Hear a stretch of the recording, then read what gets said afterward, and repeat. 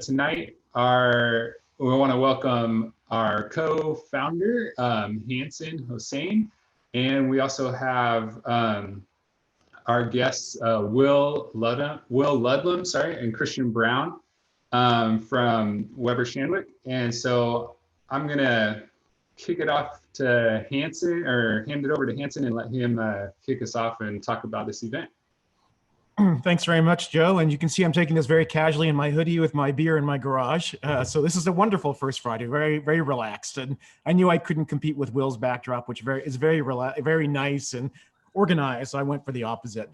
I'm really pleased to see you all here in these unusual circumstances, and even more thrilled to have this continued partnership with Weber Shandwick. Even in the first year of my time as director of the program so many years ago, it was really important for me to cultivate relationships with global agencies who had strongholds here in the Seattle area. And Weber Shandwick was one of the first that I made my acquaintance with. And it was thanks to two students in the program at the time, Paolo Mottola, who's now head of content at REI, and Adriana Gill-Miner, who was hired by Weber to create digital strategy for them as they were trying to figure out what digital really meant. And now she's the CMO of Cumulo. She just left head of comms at Tableau. So we had this incredible introduction to Weber Shandwick, which led to my really cultivating a really great relationship also with their leadership around the country and around the world. I did a lot of work for Weber.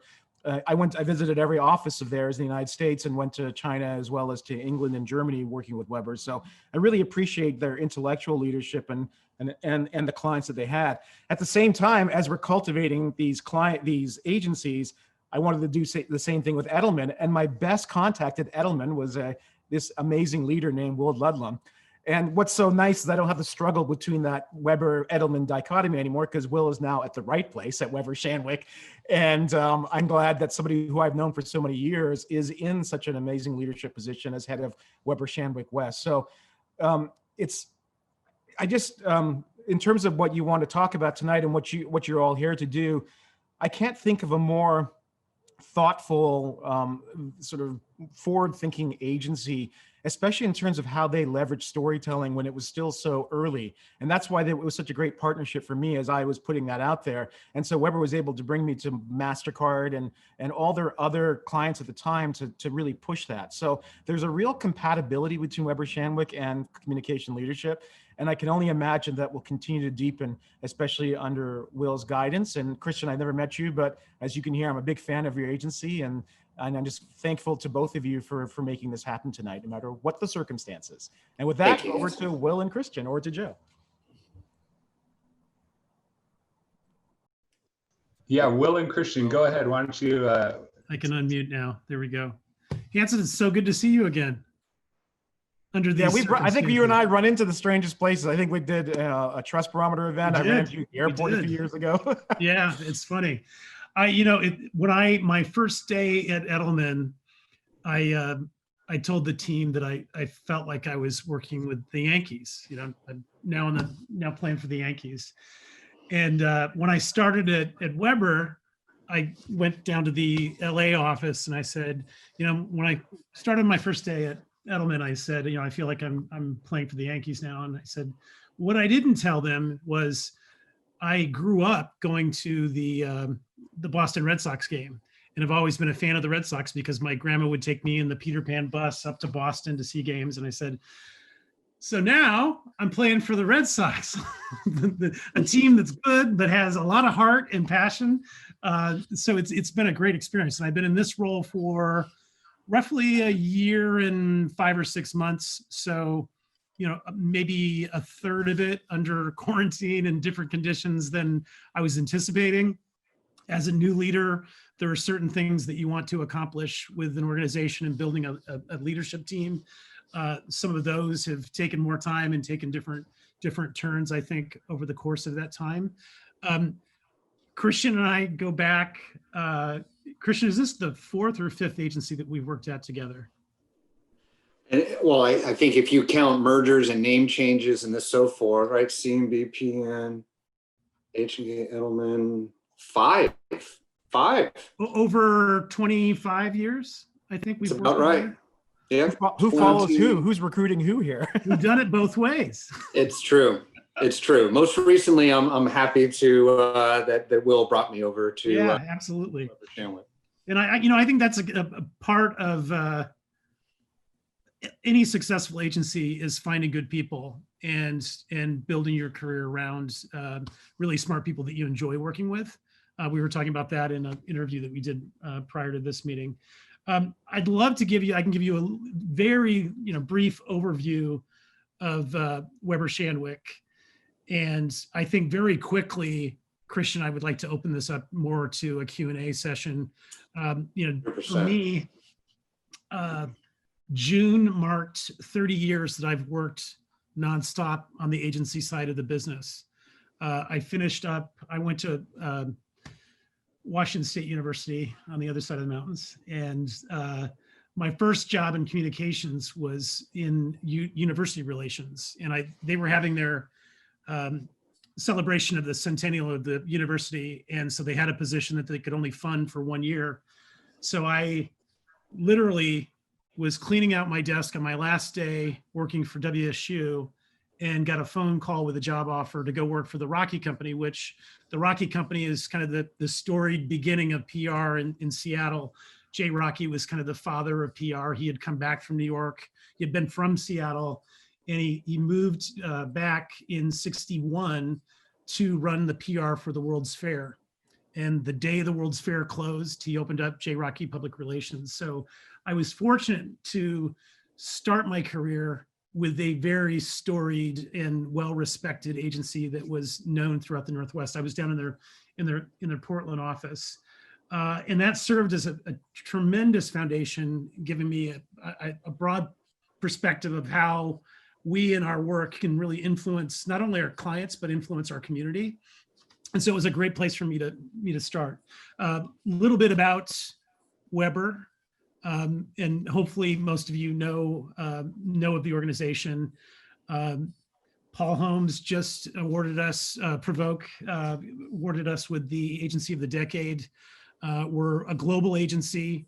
We're in 129 markets. We've got roughly, close to 4,000 employees who speak 57 plus languages. And we work, multiple offices. I've never worked in an organization that collaborates as much between offices and geos. At least 60-ish% of our portfolio globally touches multiple markets. And I have to say in the West, it's probably closer to 80 or 90%. We've taken a regional geo model and we really build our teams around, and it's much easier now with Zoom and with Teams. We build a best teams approach to service the clients. And that means we can take advantage of the creative talent that is sitting in the Bay Area predominantly and is a hub for that kind of experience, as well as consumer talent that's born out of the entertainment industry in Los Angeles. And Seattle, I think we've built a strong social impact and purpose business. And we've seen this Venn diagram of diversity, equity, inclusion, employee engagement, and purpose as kind of something that is overlapping right now. And the three are pretty inseparable. And so, I think the Northwest in particular is known for progressive businesses, whether it's Starbucks or REI or Microsoft. These are companies that are very committed to the position they have in the community as well as what they sell or market. And so we've used that pedigree in really establishing some of the work that we do outside of the Northwest, but manage it out of our office in Seattle. We organize ourselves around three particular areas. It's either sector-led, talent-led communities, or specialist-led capabilities. And sector, as you would think, it's consumer, corporate, technology, employee engagement, or employee experience. Christian oversees our operations, our corporate operations for the West Coast, as well as holds the senior most leadership position in the Seattle market. So we try to also provide a meshing of both geo responsibilities as well as subject matter expertise. So he works with a number of our corporate clients, tends to skew a little more tech corporate because of the pedigree of clients that are on the West Coast. We also look at these talent-led communities, which include our insights team. So, more and more our industry is informed by data. And so investing in strategy and planning and bringing that talent into the fold has been really critical in how we go about telling stories and how we can really narrowcast the message that we have. Our content team is another team that sits under the talent communities.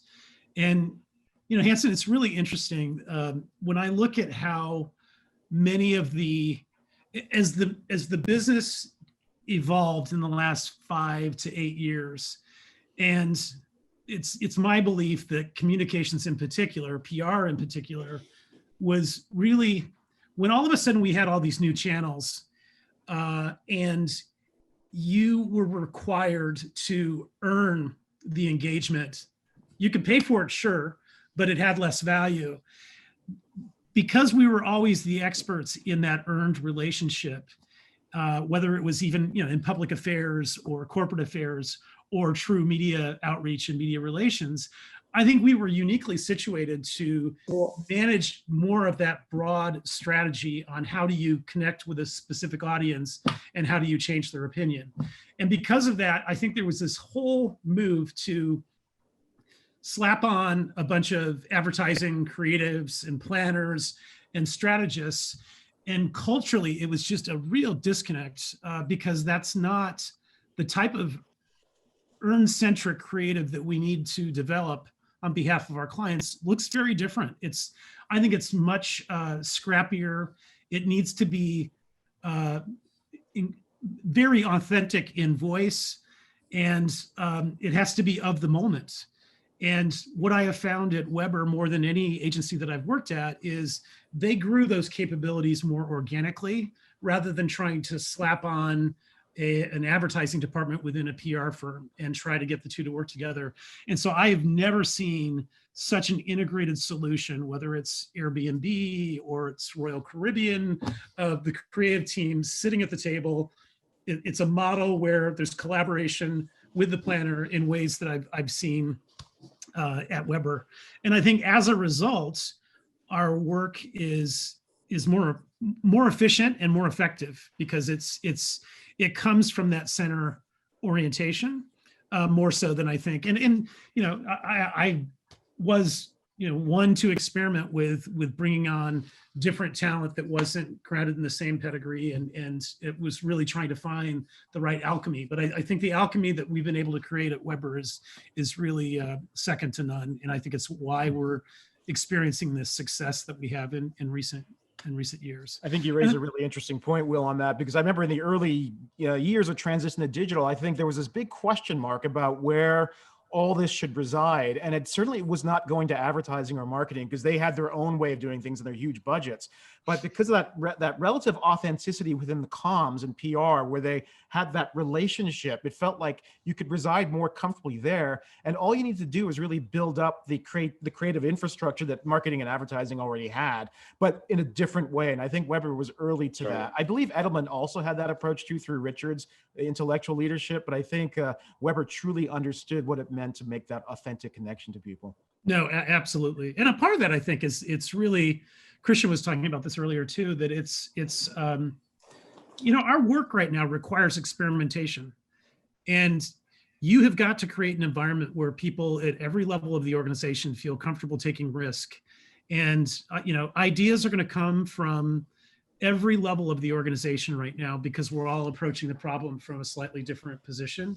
And I think there's been a real commitment to diversity of thought and diversity of thought, both in background and race, gender orientation, but also from the different parts of the business. And I think finding those intersections between the two is one of the things that Weber has done quite well. And I think in doing so, also creating an environment where people feel safe to to raise their hand and have a crazy idea and to work with it. And we've been fortunate to have clients that the more they do some of that scary work, the more they feel comfortable doing it. You know, and it's interesting, and Christiaan can talk about this a little bit. The severe pivot that we've experienced in 2020, and you know, I described it from just a business standpoint. It's like somebody kicked a bucket of water, and you have this sloshing that has gone on. So we've had parts of our business that are actually more intense and more active than they ever were. And then overnight, we had other parts of the business that obviously their business model, you know, was ground to a halt. So on one hand, we had GM, Royal Caribbean, Airbnb, and I'm talking specifically out of the portfolio that we have in the West. And, you know, for obvious reasons, they all kind of took a pause.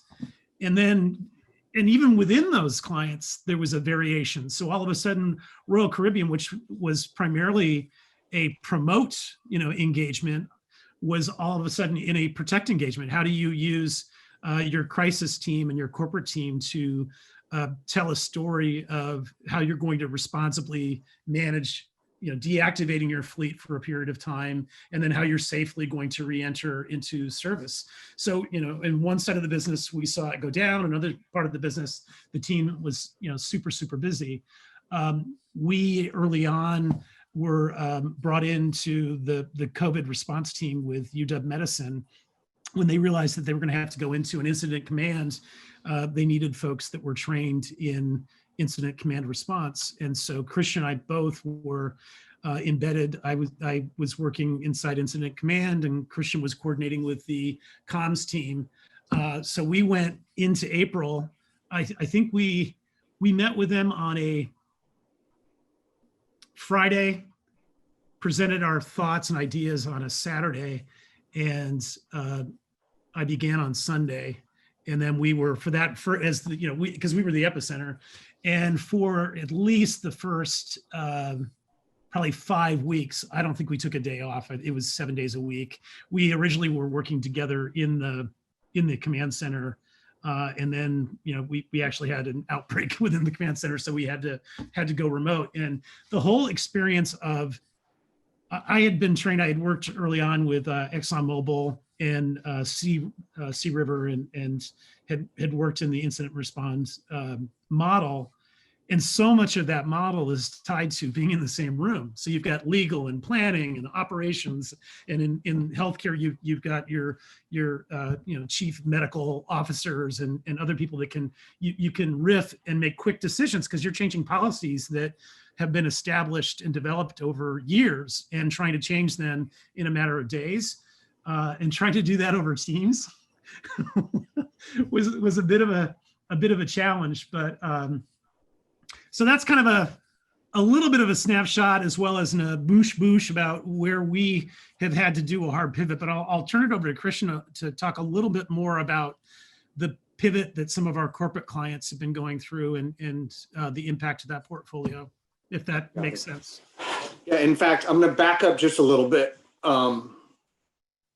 because you said two things. One, Hanson, you talked about the genuine nature of relationships within communications, right, as a juxtaposition maybe against advertising. And Will mentioned early on Jay Rocky as a place that he started his career and as a mentor that he looked up to. And one of the things I remember that Jay had always said, there was a moment where Will and I both had a chance to work with Jay, was that you've got to treat every single relationship like it's a 50-year relationship. And I think that's especially the case in communications, especially the case in communications in a market like Seattle. And so the fact that Will and I have worked together, literally hired me as an intern out of college, and now I get the chance to run the corporate practice under his leadership, is just a testament to that. Will, you touched on corporate, so let me just give a little bit of background here. I'm going to assume most folks have a good understanding of the different practices between corporate, brand, tech. But within corporate, I think there's two key areas that we tend to look at, and Will mentioned them earlier. One is around promote, and much of that is focused around telling a corporate narrative, a company story, around executive communications and thought leadership. But the second piece of that is protect. And a lot of that is around issues and crisis, both preparedness, but also the response to an issue or a crisis. And to Will's point, I think there's been two key changes in how promote and protect have both evolved. One of them has been reactive in this past year, and it's obvious, it's COVID-19. And the second one, I think, is a longer term trend and one that's worth talking about here, which is the role of data and taking a lot of the guesswork out of communication. So I'll start first with COVID.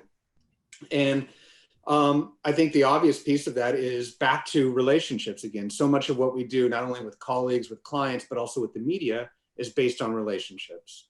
And so many of those relations are formed not by sending an email, not by picking up the phone and having a conversation, but seeing each other in person. And I think that has become one of the most challenging and difficult things of the COVID era, is not having the opportunity to meet with media in person, right? From, it's not necessarily press conferences so much, but press events, major product launches, trade shows. Look at what the tech industry is having to do right now to prepare for its biggest event of the year in CES, and that moving virtual. And that really has been a big challenge for us and has opened up new opportunities for us to help our clients. Never before did I think that we would actually help our clients think about lighting and how to come across best via Zoom or a Teams conference call. But that very much has been the new reality. And we've seen clients, we have a major automotive company as a client, and doing events for around an automotive or a car launch, right? That is a big thing where you want to do something in person. You want people to be able to sit in the vehicle, to speak with spokespeople. And we've had to make a big shift around how do you take that usual experience and turn that into a virtual launch. And that has been a big challenge for us.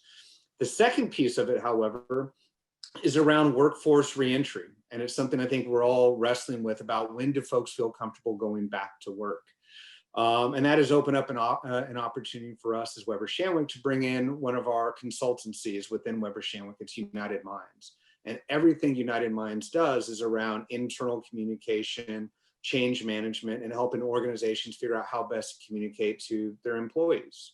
And a big piece of that lately has been around how do you communicate with employees who are remote during COVID, which is a challenge in and of itself. But then also, how do you shape and communicate strategies to return to the workplace, and when is the right opportunity to do that? So those have been two big shifts related just to COVID since March, really. And then the second one that I mentioned was around the role of data in our work. And that is something that's been happening for probably the past couple years, but is really starting to take hold. In large part because technology has made it possible for us to do so much more, right? The advent of machine learning technology and AI, the ability to scan coverage, not only for themes and sentiment, which I think we've done for a long time. I actually remember coming out of school and doing that by hand and going through and grading articles and finding message pickup by going through articles one by one. Now we have technology that not only is able to do that in large part, some of that still needs to be done by humans, but the beauty of it is we are now not only able to see where the discussion is today, but start to identify where that discussion is going to be in 2 weeks, 2 months, a year from now. And I think that's really powerful when we go back to that promote piece around executive communications and thought leadership. You get to take the guesswork out of what are the top 2 or 3 issues that an executive or a brand should be out there talking about. We're able to look specifically not only at the issues today, but determine what issues are going to be big tomorrow and allow our clients to be ahead of the game, right? To think ahead and have a point of view before the rest of their industry or the media landscape has really picked up on that trend. And that's made a huge difference in our work, and I think made a real big impact for what we're able to do on behalf of our clients.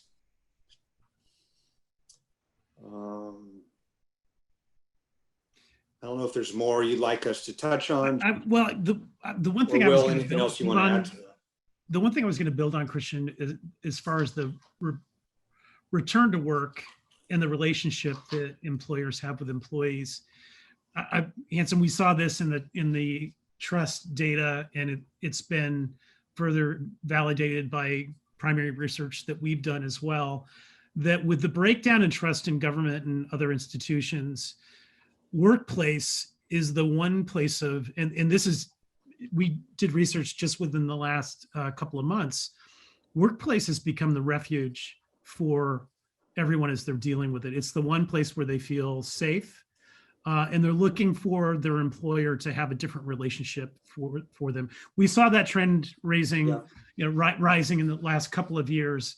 I think as it related to, go back to Jamie Dimon and the Business Roundtable and business needing to have a bigger purpose than just selling their products. But now we're seeing it really intensifying as far as people really looking to their employers to give them a sense of direction and security at a time that they're working remote. So even before they go back and you figure out how you're going to accommodate them, and let's be honest, I don't think any of us are going back anytime soon. How do you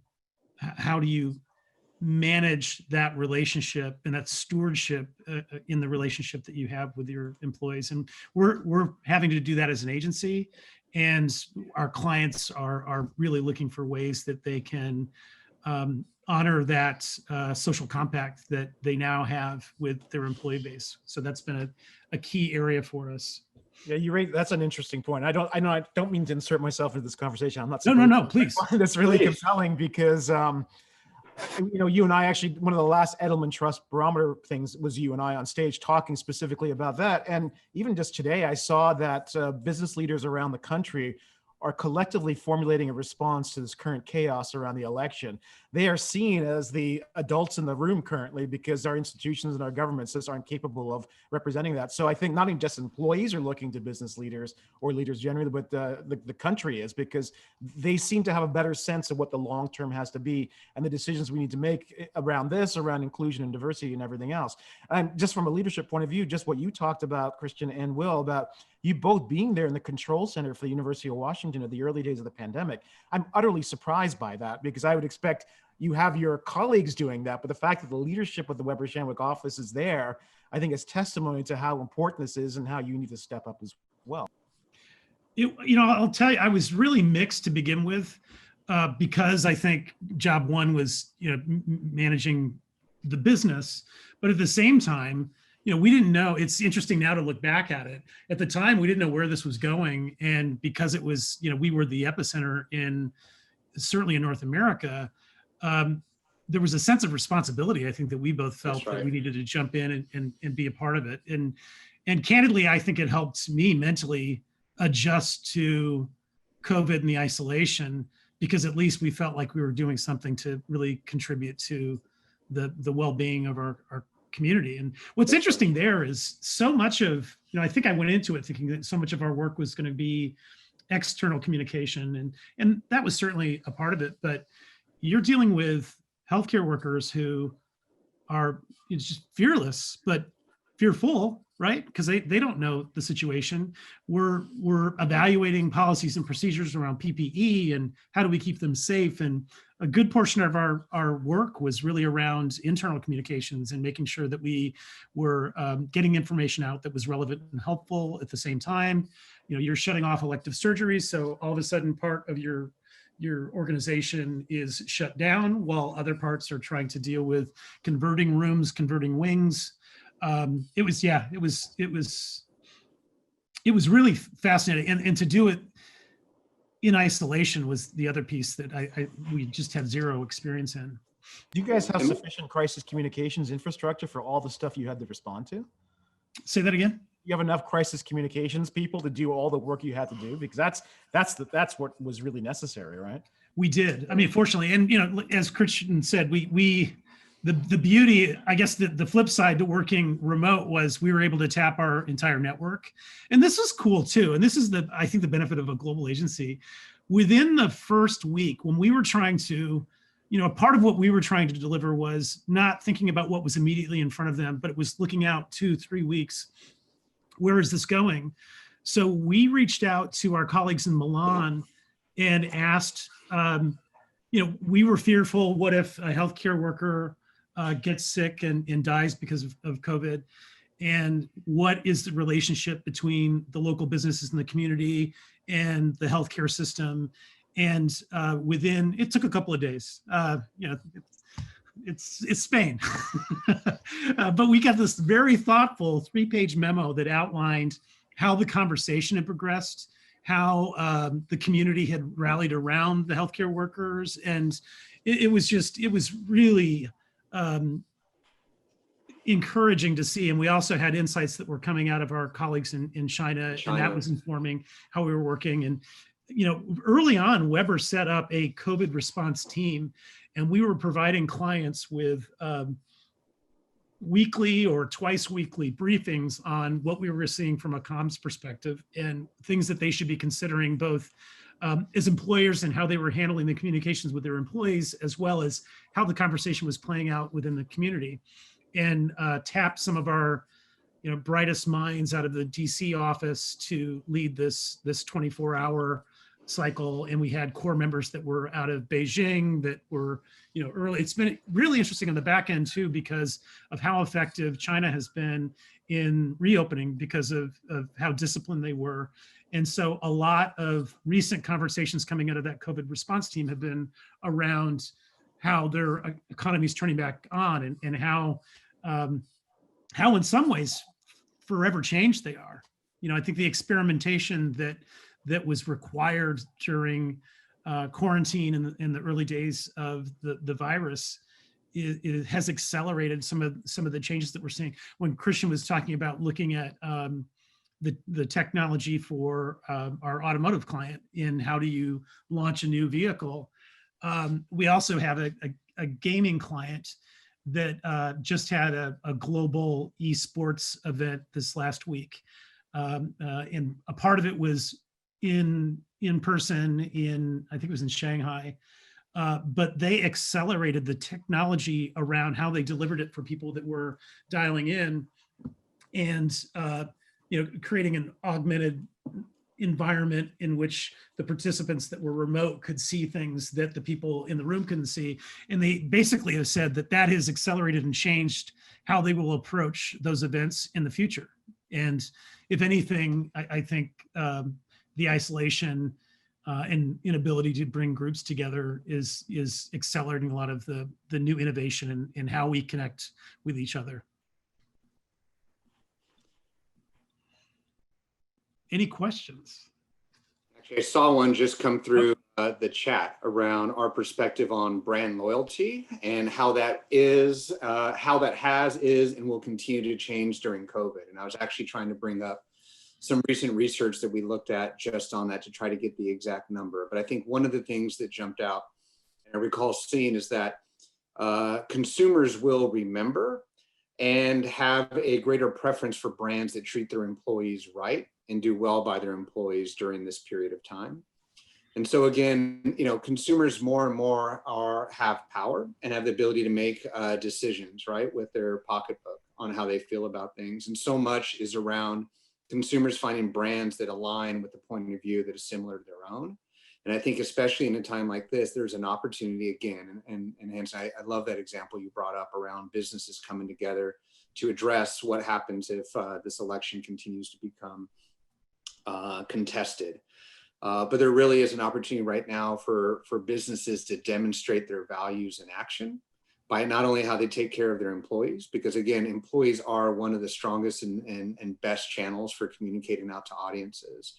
I think there's been data and research that shows that people are far more likely to believe an employee than even the CEO of a company, right? So again, knowing that you've got thousands and thousands of employees, but maybe only one CEO, the ability at scale to tell that story and make sure it gets out there to friends, families, and trusted folks is huge. And so I think brand loyalty in the age of COVID is going to continue to change in that expectations and desires of what they see from brands will continue to increase. And the smart brands will continue to take steps and to get out there and tell their story and help address some of those issues. It's interesting because I think some of that change, COVID has been a part of it, but at the same time, we've had this systemic racism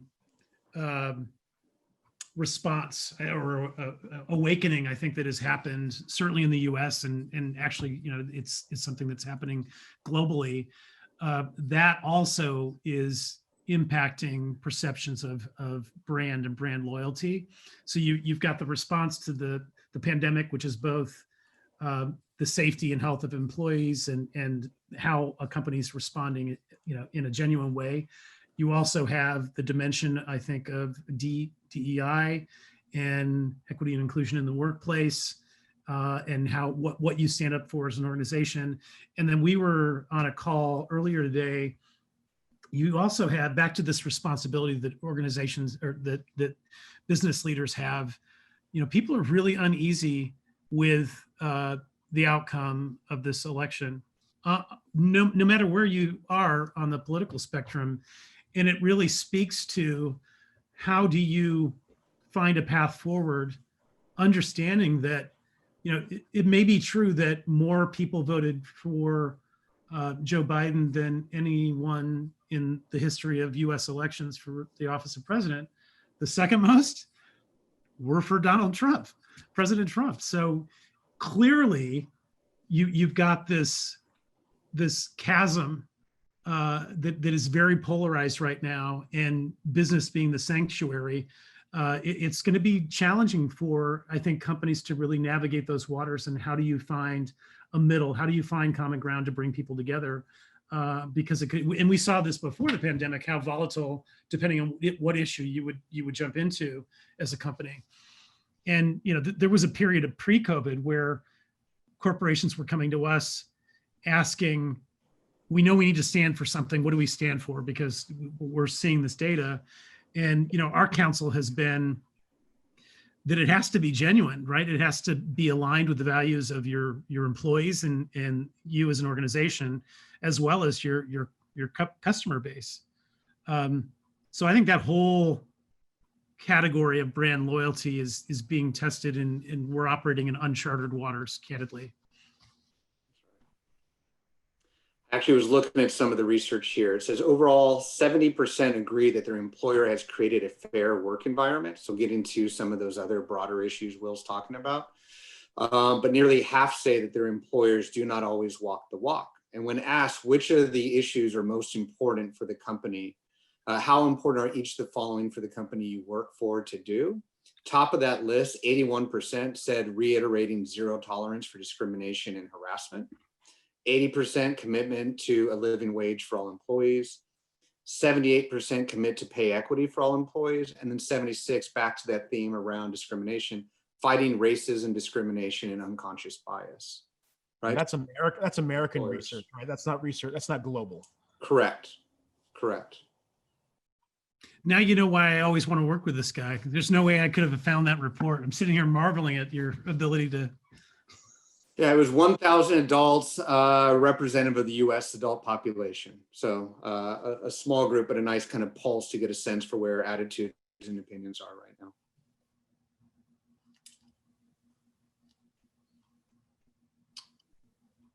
I see another question here. Will mentioned creating a work environment that encourages people to feel safe taking risks with the work. And Christiaan spoke about the utilization of data, both of which are fascinating areas. Could you speak a bit about what have been considered risky ideas in your work and how data has worked with those ideas to help you make decisions? And I'm happy to take a first stab at it. I think there's two situations that come to mind on this. And one of them, particularly around crisis issues and corporate reputation, is when do you respond to a tweet, right? When social media starts to pick up, there may be rumors, there's people saying things that may be untrue. And I think we all know that sometimes you can bring even more attention to those issues by responding to it. And so the real question becomes, when does it make sense to respond?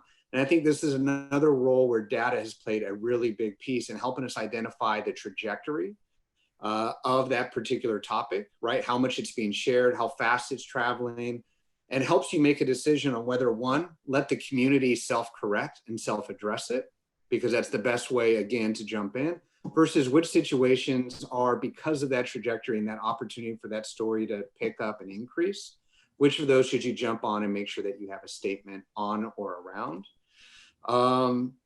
The other one that comes to mind, again, goes back to the promote side of it, and this is around thought leadership. And a big piece of what we're asked to do is to help identify those themes that I was talking about earlier that our clients or executives hold on to as a main tenet of their thought leadership efforts, their campaigns, their point of view. And there was one client in particular who was wrestling with their corporate social responsibility efforts. They happened to be a major beverage provider. And one would think that maybe going out on CSR are around water conservation might make the most sense. But in fact, the data and able to do the research looked at that it wasn't actually water conservation. In fact, there were some challenges and issues perhaps with that topic, but water accessibility. How does that company help make water available, particularly in third world countries, but also certainly in cities here in the US? Had a greater opportunity for them to not only, it's what we call white space, where is there an issue to go out there and talk about something no one else is talking about, but that the general tone and response to those efforts would be far more positive than even one on water conservation. And so that's another place where the data is able to help us make a decision and take the guesswork out of not only thought leadership on the promote side, but when to respond on a particular issue on the protect side.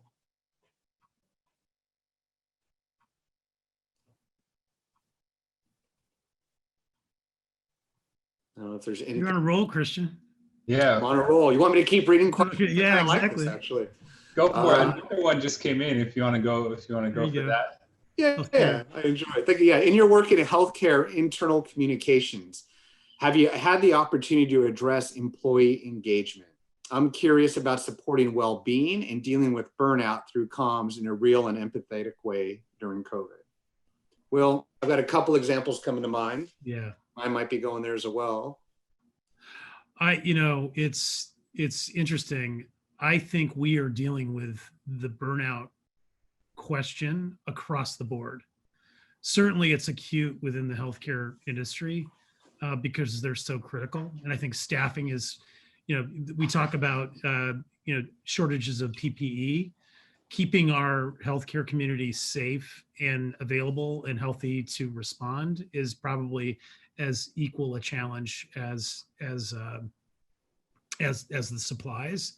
But we're seeing across the board the mental health. There's going to be a tsunami of mental health issues with this continued isolation, and we're working on two levels. One, we're trying to proactively address it with our own employees and making sure that we're. I was sharing this earlier. We had an all geo meeting last Friday, and we were encouraging all of our employees to practice grace with themselves, grace with each other, and for us, we have the added dimension of grace with our with our clients, because everyone is entering month 6, month 7 from a different place, and I think allowing for flexibility. If you have a call and you don't know if somebody has just been working for the last hour and a half trying to get the Zoom up for their child that has coursework to do, or if they're operating on a reduced sleep because they've been watching all the campaign coverage or the election coverage this last week. And so we, on one level, are trying to address that for our employees and how we support our clients. Our internal comms team and United Minds team are really working on how do you arm and create an environment that really fosters and supports your employees that are working remote, knowing that it's going to continue on. And for us, I think it's finding variations on work schedule and allowing for flexibility. It's we've been working on coming up with new ways of recognition. I was sharing with somebody that I've gone to sending direct text to my direct reports because I feel like it's a different and more personal engagement than sending them an email or checking up on a Zoom call. So I think we're all kind of looking for ways that we can connect in a meaningful way, knowing that the circumstances are very different. That was a bit all over the place. I apologize. No, but Will, the one piece I'd love to underscore what you just said about giving grace to others, to our clients, et cetera. I think the most important one, and I think the one that's most challenging, particularly for our industry in communications and public relations, and most certainly in agency, is giving grace to oneself. I think we are our biggest critics. I think, and look, communications is a tough industry. You're on the front lines, you're dealing with things that are outside of your control, but the expectation is for you to make things right. And we're tough on ourselves. We have a lot of bosses, a lot of people see our work. I think routinely communications comes up as one of the top 5 most stressful careers or job paths there is. And again, we're tough on ourselves. We expect the best out of ourselves. And I think especially right now, more than ever, we need to give ourselves grace to that we're human, that we'll make mistakes, and that you need time to recharge and to take care of yourself. And I think that's really, really important. And I think to Will's point earlier into the nature of this question, it's not only within the healthcare industry. I think we're seeing across this country, and all of us, right, growing tired of following the guidelines of social distancing, of wearing a mask all the time. We may not be washing hands as much as we used to, and are certainly burned out with that. And I think now more than ever, as we're looking at some are calling the third surge or the third wave of COVID, really hunkering down and making sure that we're holding dear to those things, staying 6 feet apart, wearing masks, washing your hands, and then also dealing with the mental part that Will said of being at home. And I know we did a good job of this really well early on as a community across the country, and I think it's worth thinking about doing again. But reaching out to others in our community to make sure they're doing okay, to some of our seniors that live in our neighborhood, are they doing all right? And making sure that, with less people visiting and being able to come and see them and put them in risk, are there other ways just to check in and let them know that people are thinking about them and caring about them? And I think that really goes a long way. We're trying to figure out, I think that the value proposition for our employees at a global consultancy like a Weber Shandwick, it's for a good portion of our employees, it's very much the apprenticeship model, right? They come to us because they want to get the tools and experiences that they can take into the corporate world for future employment. And while they're with us, they want to work on some of the most interesting business challenges for a variety of clients. And they want to use the most advanced tools so that when they leave the organization, they're armed with a foundation of skills. There's a part of that model that proximity is crucial, right? I mean, sitting there and listening to how a colleague handles a conversation and teases out information from a client so that you can address maybe a challenge that they don't even know that they have. How you engage media, how you interact in providing a solution with a deficit of information in a deficit of time. And those are things, and we're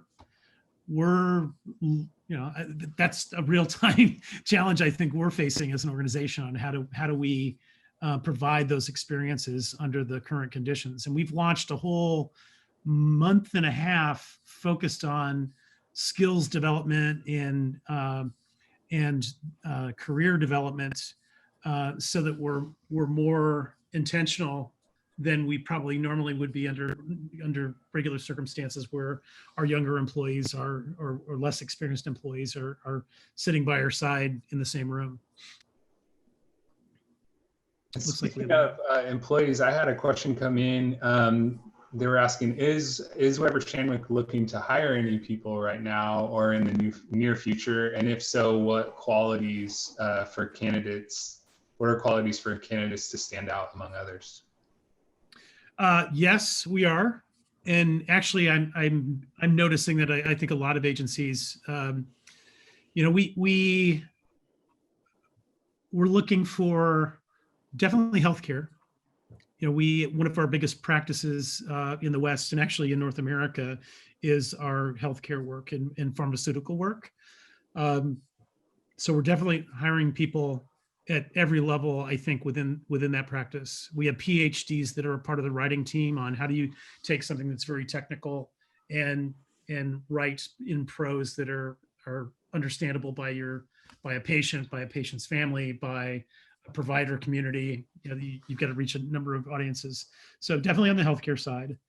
The skills I think we're always looking for. I mean, at the end of the day, nothing replaces good writing.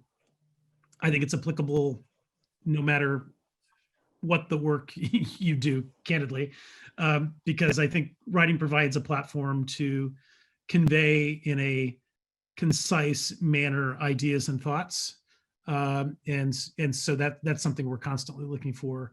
On the agency side, you're always working from a deficit. We never have as much information as the client has.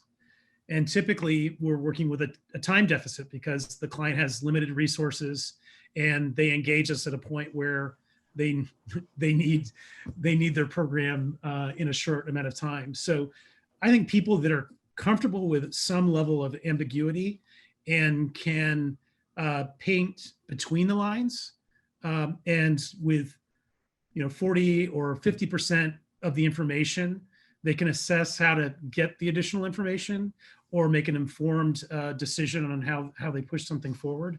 So that's a skill set which is candidly hard to identify in an interview, but that would certainly be a skill set that we're looking for.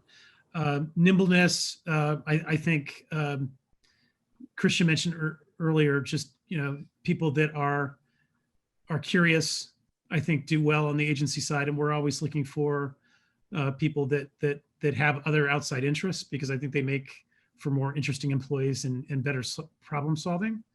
Again, diversity of thought, diversity of perspective, diversity of experience is important to us. Christiaan, other thoughts? No, I think you hit on it. I was starting to look at the next question, which is a zinger. It's a tough one, particularly around public consciousness around social injustice, the Black Lives Matter movement. It says, I imagine a number of your clients are contending with how to handle their response, considering all of the complexity that can come with addressing such a painful issue. What insights do you have regarding how brands and companies are showing up at the table, both internally and externally? And I will say, and I remember there was a moment where Will and I actually remarked about this. You go back 3-4 years, maybe even more recent, right? I think the natural inclination for a brand when an issue like this popped into the consciousness is head down, try not to say anything, steer clear, don't do any harm. And I've got to tell you, both, and there's always room to be critical of where brands could be doing more. But I will say, just in the past, and maybe some credit of this goes back to the Business Roundtable and the role that those organizations and leaders have played in just addressing social issues at all. But the way that we saw brands jump in, and everything from stop advertising to going dark on social media, to the number of executives that had statements out around social justice issues, and particularly Black Lives Matter, and showed support for it, was astounding, and I think is exciting. I think it's promising, and I think at the end of the day, and this gets a little bit to the question about both internally and externally. It's one thing to say something externally. It's more important that you follow it up and you do things that are genuine, and you provide for your employees during that time, as well as anything else. And it's not enough to say, and this is another theme that's come out, is that it's not enough just to say, hey, that we don't believe in, but to be actively anti-racist, not just to say I am not racist, but to take steps to address racism head on. And so I'm excited to see brands take such a strong stand, and to uniformly come around and be willing to take that action. The real challenge and the real proof continues to be in what they continue to do after that statement is made, both with their employees, but also in the communities in which they work. I think the bar has been raised. I think if you go back to Ferguson and where some of this conversation was a couple of years ago, I think having a dialogue was step one for a lot of organizations, and maybe some DEI training. I think there's a greater expectations that companies will take action, that they will proactively change practices. We're doing that as an organization. We're doing that as a leadership team. We are taking anti-racist training. All of our executives are required to take a program right now on the Black experience, to have a better appreciation of the broader community and the history behind systemic racism in the United States. And I think that where this conversation started was an education point. Where we're now is more of an action and a do. And I think, we have the benefit of the last year or two where we have started to go on a journey on topics that have always been kept out of the workplace, to Christian's point. And now it's truly, what are you going to do to materially change your hiring practices, and making sure that you have standards in place for blind review of resumes, and proactively looking for employees in non-traditional ways and in different and new networks and partnerships. And look, our industry itself isn't free from that as well. And I think we could spend a whole evening talking about the importance of bringing greater diversity to the communications industry and the challenges and the struggles this industry has had with it. And so there's room, even, and I'm glad, Will, thanks for citing some of those examples of where we as a company are taking steps in that direction as well. But I think that's really, really important. And I think there's more openness and acknowledgement of those issues now, now than ever before. These are great questions. Yeah, that's great. I think, I'm looking at the clock, we're at 7:05, so we're a few minutes past. I want to respect everyone's time, but is there anything, Will, Christian, Hanson, that you want to add before we wrap up?